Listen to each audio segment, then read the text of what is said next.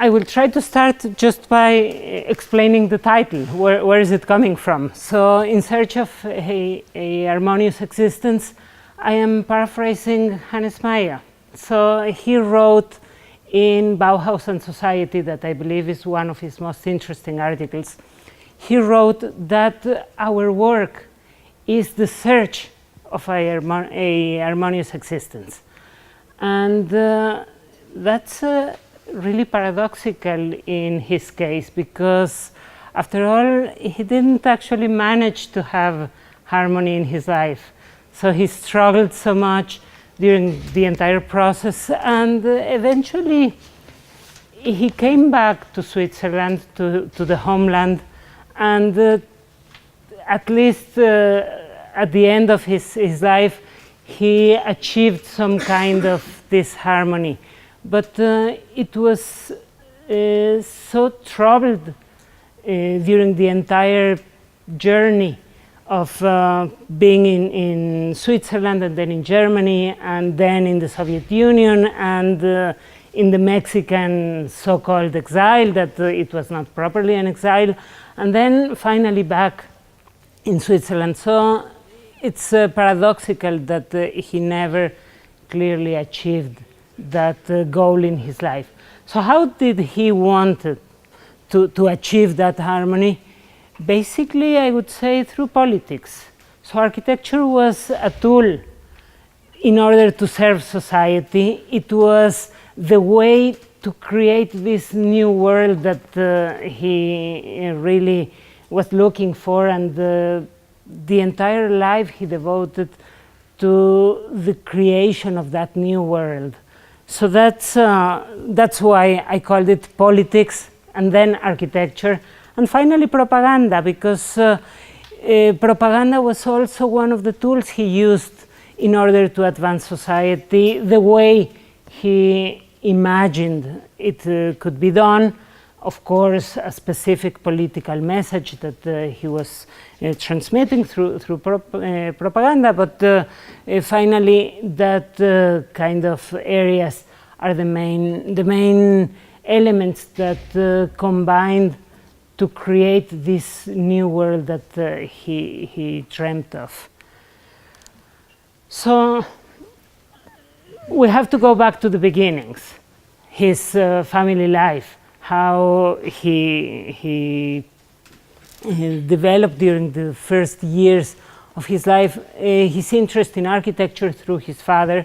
His father was an architect, not a very successful one, by the way, so he had a construction store, and eventually, apparently he took his life when Hannes was 10 years old, and he was sent to an orphanage together with his two brothers.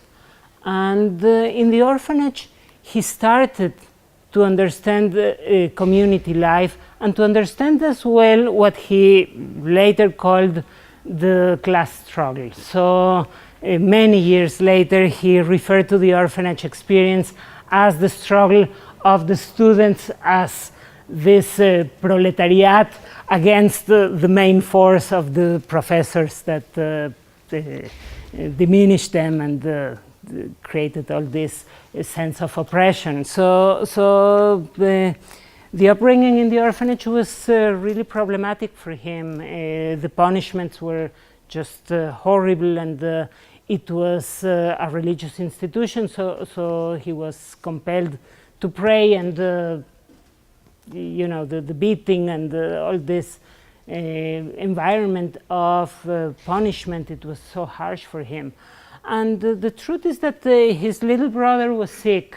He had a kidney illness, and he suffered too much from that, and he was bullied all the time. So Meyer became really protective of his brother, and in that sense, he also got that idea of being in charge of protecting this handicapped and bullied people in his environment. So that sense of protectiveness is coming from there. And then in 1905, he came out of the orphanage, and he started his professional trainee as a draftsman in an architectural firm by the brothers Stam, and he had no professional training as an architect. So he took some courses in the Hochschule, but really it was a self-trained architect, or at least he was trained in the practice and not in an academic way. But he was an avid reader, and he really was enthusiastic about studying specifically Palladio and Viollet-le-Duc. He said he copied all of their works, and he just got really much involved into that. The other main influence at that time was the Garden City movement.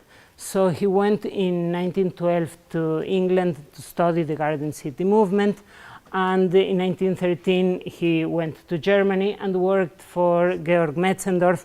So we can see his participation in Metzendorf's project for Margaretenhöhe. And we can see as well the Palladian influence in his early works. So this is regarding architecture. But then in 1918 he came back to Switzerland and joined the co-op movement. So the co-op movement was really important for him. His mentor after the death of his father was Oskar Scher, the son of Johann Friedrich Scher, the head of this movement for this land reform movement in Switzerland. And he got in touch with all these proposals of transforming the way of life through urban planning and through new economical systems. And he got in contact with this family, the Scher family, especially with Johann Friedrich. That was one of his first influences in that sense. And of course, Bernhard Jägi, who was the head of the cooperative movement, the Swiss cooperative movement. So he recognized in Jägi this kind of mentor who introduced him into the cooperative system and way of thinking. The other important influence, and I would say the most important one in this stage, was Pestalozzi. So, of course, he was not alive at the time, but the ideas of Pestalozzi were brought by Jägi to the co-op movement, and they were really influential not only in the educational system that we already know that Pestalozzi was absolutely influential in education, but in his view of society. So for Pestalozzi, there were three different steps in the development of the individual. So the first one, it was this natural state that we usually behave according to our instincts. So everyone looks to satisfy his own needs and his own egotism. So that's the very first stage. We all participate in that stage of instinctiveness. Then the second stage is the social stage. So Pestalozzi believed that in order to satisfy our egotism, we needed to get into the social contract. So it's not just that we are part of a society just because we love people or we want to be part of a group. It's because we have to satisfy our egotism. So in that sense, we are all members of the society because it is convenient for us to be part of that. So in order to satisfy ourselves, then we have to get into the social contract and then contribute with our part to the society. So until now, these two stages, we are all part of it. The next one is the moral stage. So in the moral stage, we do our contribution to society, not because we have to satisfy our egotism, but we have already satisfied it, and then we want just to cooperate and to contribute to the well-being of society. So this is the moral stage, and not everyone gets into that moral stage. So for Meyer, the idea is exactly to get into the third stage, the moral one, and that's the search for harmony, just to be part of that moral stage in which you can contribute to society freely. So in that sense, he became an integral part of the development of the Swiss cooperative. So the Swiss government gave some incentive to some organizations that in order to avoid to pay the taxes for the war, they could avoid the payment if they built social housing or some kind of social initiative. And in that sense, Bernard Dieghi proposed the creation of this cooperative, and that's the birth of Freidorf. So Freidorf is a cooperative for 150 families organized in this triangle in Muttenz, in the outskirts of Basel. And there was a competition between Meyer and Bernoulli. The truth is that Bernoulli proposed some project that we don't know, but in the protocols of the Freidorf, it says that the idea of Bernoulli was to have a more controlled contact between people. And Meyer said we have to give them a little bit more space between them, and we cannot force this kind of social relationships. We have just to foster them, but not to impose them. And in that sense, he proposed 3 different types of houses organized in a row or in a block of 2 or block of 4 houses or 12 houses together. And each one of them was larger than the other, so they had from 1 to 4 rooms in each one of the houses. And originally it was supposed to be organized in the sense of that you will get the house according to the members of the family. But that's another of these contradictions with Meyer, that he said he really believed in that you will get what you need. And the truth is that he just married in 1917, so had no children, but he got one of the 4-room houses that we are going to see. So it was more in the sense of the privilege than in the sense of the need. And that's again one of the criticism that Meyer got, because it truly is a contradiction between his ideas and what he was really doing.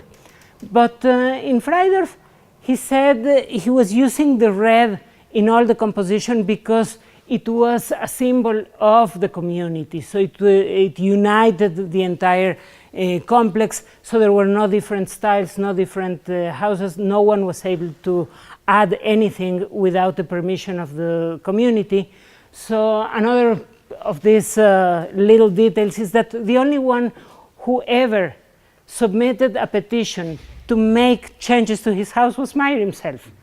So that's again a contradiction. So for everyone else, the houses were fine, but for him, he wanted a different wallpaper, and he wanted to put a shield in his house advertising his workshop. So he's the only one who requested special permissions. And well, that was some kind of symbolism involved in the entire design of Freidorf. The other important thing and the important influence in the development of Freidorf was the idea of the Nutzgarten. So this useful land that every single house received 200 square meters of land just to grow vegetables and foods and be self-sufficient in their feeding.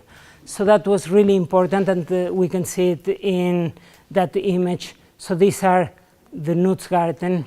And Meyer said Freidorf was just a product of a crazy time and circumstances, and it was a compromise between town and country. It was a compromise between community and capitalism. So it's not properly the last goal in Meyer's ideology. Is just a step in the right way. So the cooperative could work in a capitalist system, but it was not truly what he wanted or the final goal. So here we can see his house. So this is Johann Friedrich, and this is Meyer's house. So you can see that he got one of the good ones.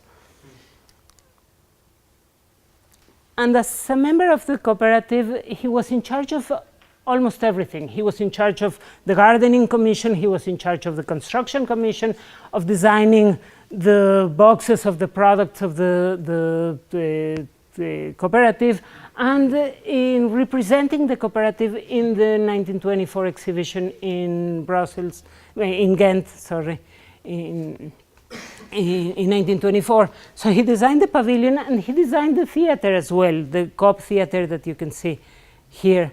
And he did the play together with Jean Barbe, and it was a play that of course brought the well-being of the cooperative and promoted this idea of sharing, and that everyone will be satisfied with the participation in a cooperative. And he designed as well this vitrine, that it was organized as a mechanized process. So we can see some of the elements of the pavilion. And what's interesting again is this notion of collaboration. So he said we should collaborate, and we should work in groups, and we will see it as a main element in his idea of collective work. But at the time, he invited three Swiss artists to participate in the pavilion. So this is one of them, Fritz Zwinden. And Zwinden complained that Meyer didn't credit him for his work. So we will see again at some different periods that Meyer insisted in the collective work, but at the time he had to credit his collaborators, then he simply forgot to mention them, or he just somehow erased their names. So you can see in the exhibition that drawing of the Palace of the League of Nations, that it's not crediting his partner Hans Wittwer. And he didn't credit Wittwer as well in the ADGB school. So we can see that as a behavior in Meyer since the 1924 pavilion, with this argument with Zwinden.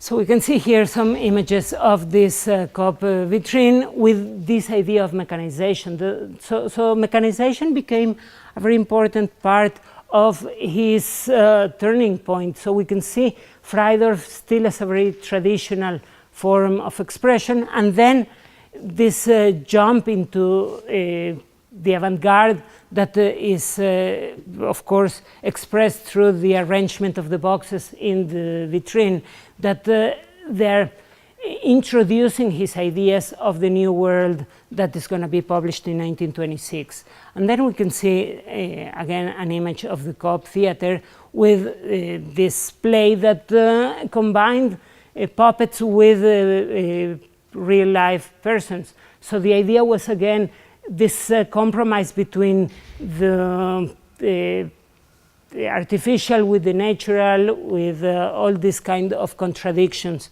that he stressed all the time in his ideas. And by 1926, he published The New World. Finally, he published The New World. It's probably the most important article.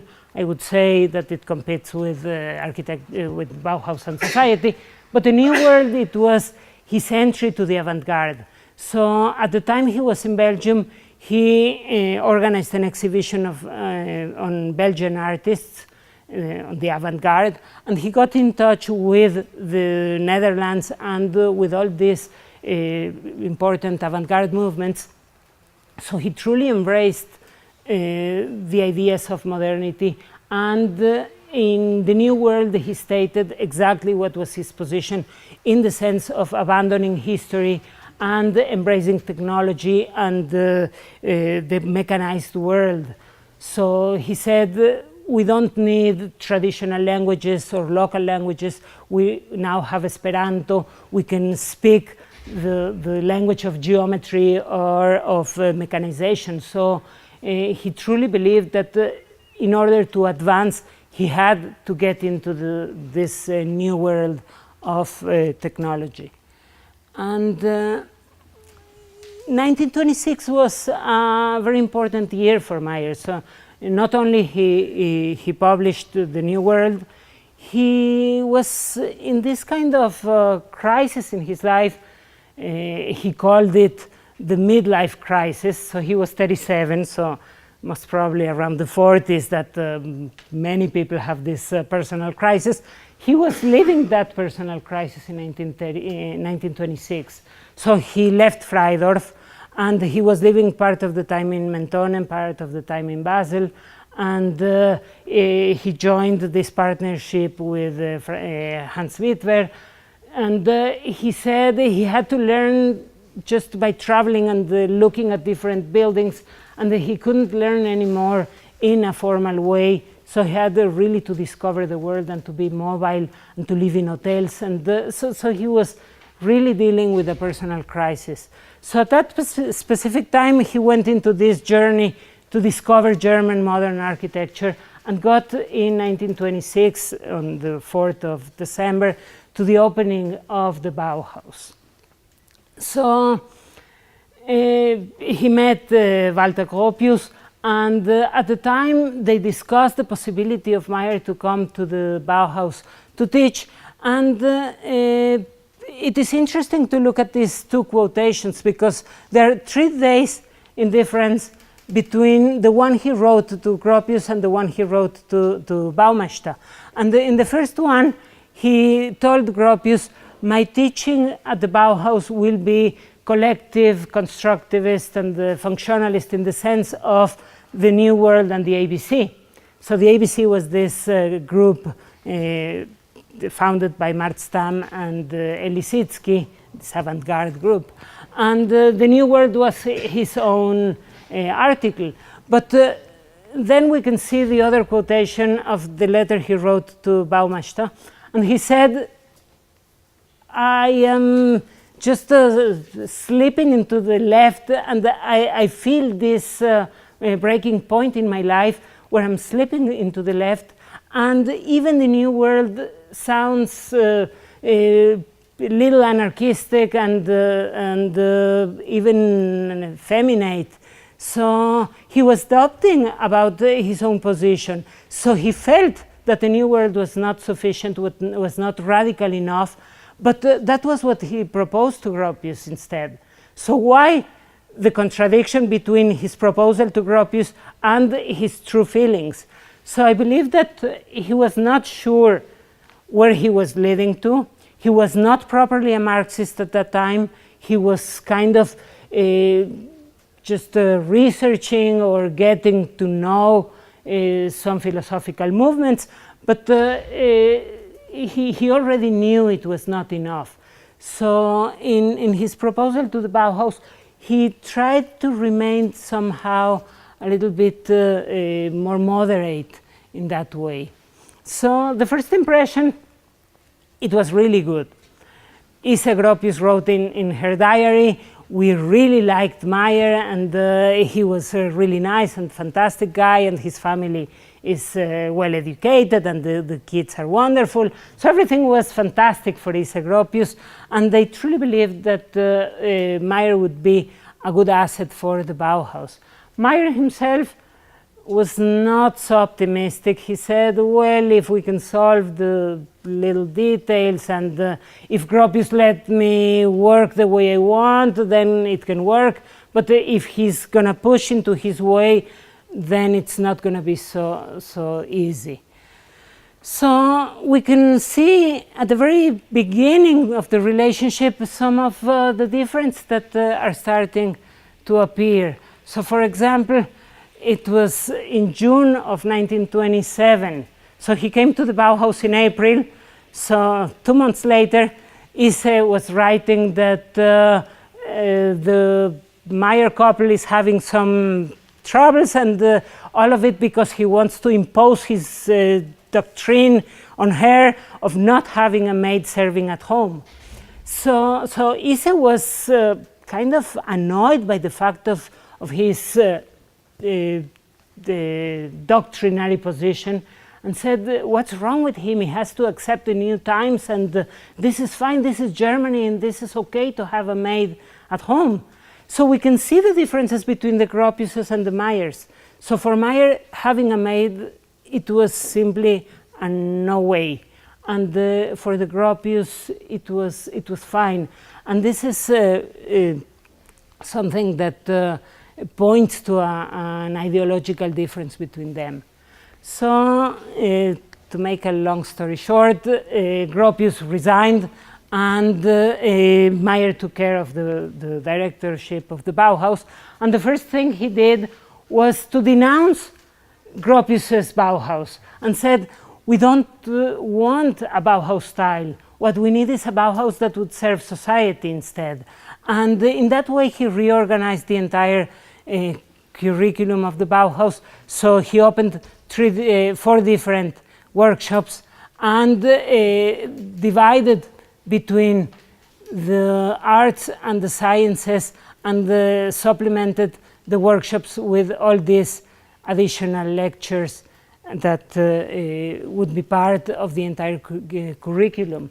So the workshops were all of them intended to serve the society. He said the needs of the people instead of the needs of luxury. So it's again part of his denunciation of the Gropius Bauhaus. So for example, the advertisement workshop served to commercialize the products or the patents of the school. And then every single workshop was oriented to the needs of the people. So we can see it in the Volkswohnung exhibition of 1929, that he already works with this idea of folding chairs, of mobile elements that can be adapted to the existence minimum, and really cheap products that can be commercialized. The other important elements were to work in brigades. So the vertical brigade, it was one of his feature elements. And the other important element was to get close to the real project. So instead of having these fantasies of architecture, he believed on the closeness between school and production. So the idea was just to have real projects. And then to commercialize the products or the patents of the school, it was a tool to gain political independence from the state. So the government was supporting the Bauhaus, and in that sense, it was also the political force behind the Bauhaus. And Meyer said, in order to achieve some kind of political independence, then the only way is to achieve economic independence. And in that sense, he is the one who truly was able to commercialize the patents of the school and get some additional money to the functioning of the institution. So he did it in every single sense, even in architecture. That's the example of Törten. And we can see here in this apartment that he organized the apartment again according to Pestalozzi's principles, having the family at the center of his concerns. So that's why here's the living room connected to the bedrooms and as a center of the family life in the house. And the other important thing is that he believed in this mixture of social strata. So he had, for the proletariat, or for the lower classes, this 48 square meter apartments in these buildings, and then for the bourgeoisie, these single family houses in the same complex. So he truly believed in this kind of organization. So running a little bit, he was expelled from the Bauhaus in 1930 and went to the Soviet Union. So Soviet Union, it was the period of his formal ideological training in Marxism-Leninism, and it's a really difficult period to research on. There's very little information, and we don't truly know what was his role in the political development of his architecture and his participation as a political agent. So he started teaching at the Academy of Architecture, and Bauhaus Brigade came with him. 7 of his former students came with him to the Soviet Union. And the truth is that after a year, they stopped working together, and some of them, for example, Margaret Mengel, who was her partner at some, his partner at some point, she was purged and was assassinated in the Soviet Union, and so many other of his former colleagues were also purged.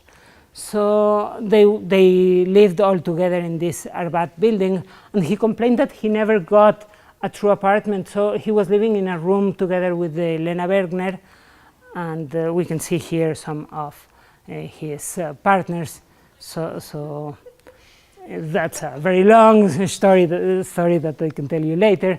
But then he started writing about his political experience and how he was really willing to get into the party and to get Russified and to get all these political instincts alive, and to become a good communist instead of just a sad Marxist.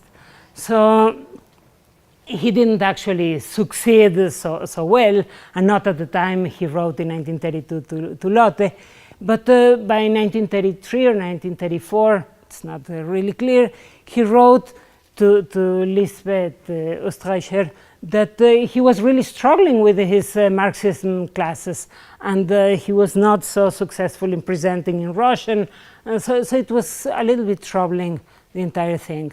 But then he was sent to develop the urban plan of Birobidzhan. So Birobidzhan was a failed project from the onset of the Stalinist government to relocate Jews in the Far East. So the idea failed because of many political things that I'm not going to get into that. But for me, the propaganda aspect of Meyer was really important, because in 1936, at the beginning of 1936, he was out of job and went to Czechoslovakia to give a series of conferences.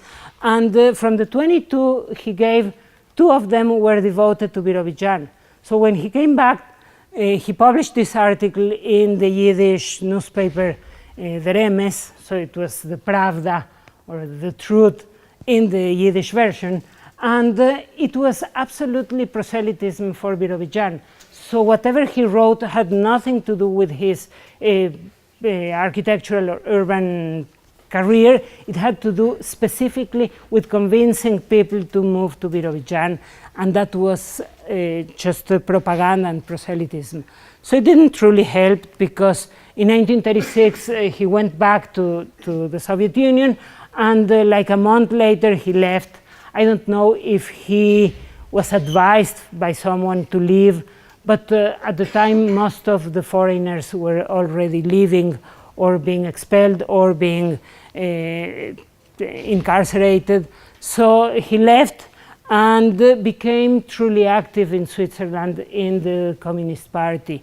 So he really started to work on politics. He had a radio program, and the only work he was able to do at that time in 1939 was this children's home, again for the Swiss cooperative. So this is a really nice project, and he emphasized again the idea of the Pestalozzi education as part of this kind of summer camp for the kids.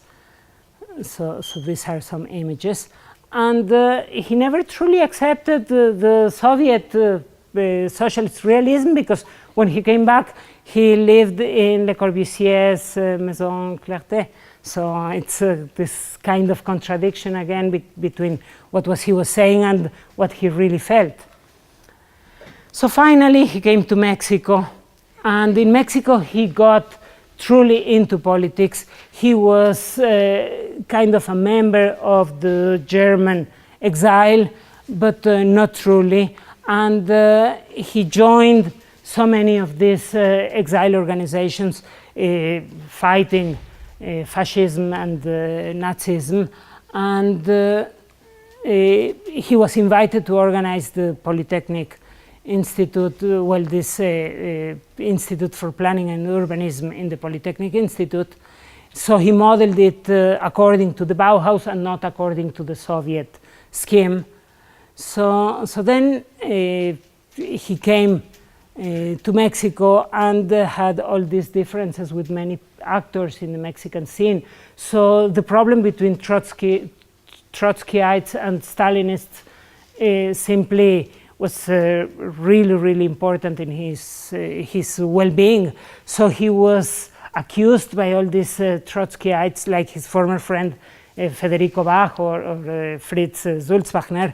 He was accused of being a GPU agent, and of course he struggled a lot with all this condition in Mexico. So it was a really tough time for him being there. And he developed some projects for the different exiles. So for example, he entered the competition for the Spanish sporting club, and he organized it in the way of socialist realism. And of course he didn't win. But when he designed the Swiss club, it was more in the regionalist sense of architecture. So he really didn't define very well his own way in architecture at the time. So he did a lot in the sense, again, of propaganda, of proselytizing the Soviet Union. So he gave lectures and courses and participated in all these magazines of the exile. And he designed some pavilions, the anti-Nazi pavilion and the pavilion for the aid of the Soviet Union. So you can see some of his development in that sense. And he joined also the Italian exile. And just to finish, a couple of projects where he again went back to the cooperative system. So when he designed the Lomas de Becerra, he was working in the capitalist system in Mexico. So instead of dealing with it like a socialist project, he came back to the idea of the cooperative for Lomas de Becerra. So that's what he did in this case. And he joined the Taller de Gráfica Popular, again, as an ideological leader for the painters of the Taller. And finally, this is a very interesting project because it's a glass box that we can think of it as coming back to the Bauhaus period or to 1927 when he designed the League of Nations. But what's interesting is the symbolism behind each one of them. So in the League of Nations, he said transparency is like the symbol of this, he actually didn't call it a symbol, but he said it's for the honest relationship between diplomats, and everything is kind of transparent and clear and pure. And when he came to the Mexican project, it was a design for 2 banks. So he said, I'm working in the midst of capitalist corruption and I'm prostituting myself architecturally. So the way back to the glass box, it was not the way back to the essence of true and good behavior and decent relationships.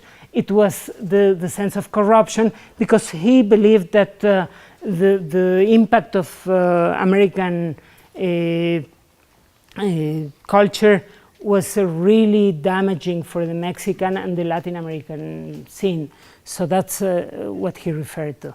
And well, he intended to do this Bauhaus album to again reconnect to his Bauhaus former students and try to get some job back in Europe.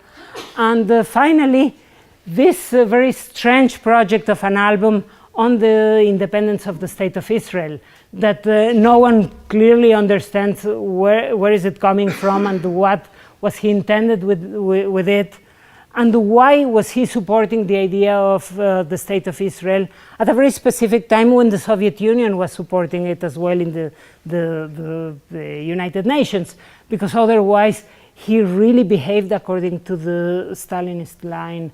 And that's one of the biggest questions. Why, after knowing what he knew, he maintained a clear position within Stalinism? So that's really troubling. So finally, the last one, the way back home. So here's in Harmony, in the Ticino region, where he finally died in 1954. So thank you very much.